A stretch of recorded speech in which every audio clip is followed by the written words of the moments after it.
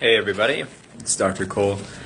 I am going to be talking today about inflammation. There's one commonality between all chronic and autoimmune disease, and that is inflammation.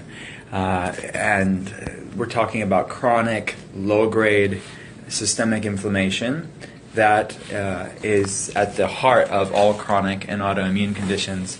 So there's two inflammation tests that I think everybody should have run, and we run them in our patients to get a baseline for the level of inflammation in your body.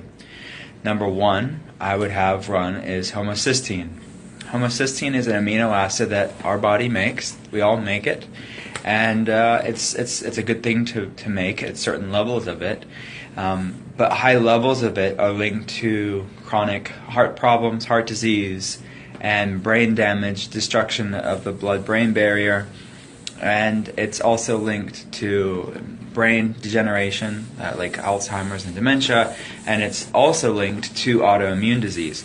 So homocysteine is what we're talking about, and on the reference range, and we'll talk about reference ranges in another video, but the typical reference range for most labs is around 10.4. So anything above 10.4 is considered a problem.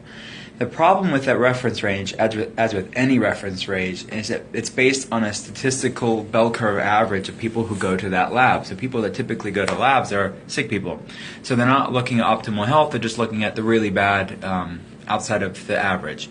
And so anything above 7 has been shown to damage the blood-brain barrier or cause brain inflammation. Again, this can be linked to dementia later on in life or Alzheimer's. It's also linked to inflammatory brain conditions at large, like depression, anxiety, ADHD issues, bipolar issues.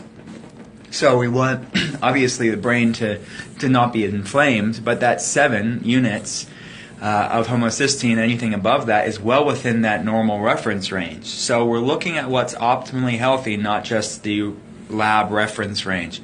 So get homocysteine run and make sure that it's under 7 or as close to 7 as you can be. And then the second test I would have run as far as looking at inflammation is looking at C-reactive protein. So C-reactive protein, again, is an amino acid that our body makes. High levels of it are linked to heart attack and stroke risks. So the American Heart Association and the CDC have a low relative risk to heart attack and stroke, an average relative risk to heart attack and stroke, or a higher risk. And obviously you want to be as low as possible. So the functional optimally healthy range is below 1 for C-reactive protein. So there you go. 2 very easy tests to have run, blood tests to have run from your doctor: C-reactive protein and homocysteine. So we run these tests on patients all around the world via our virtual functional medicine practice, as well as patients here locally in Pittsburgh. If you want more information about functional medicine and what we do, check out drwillcole.com. That's drwillcole.com.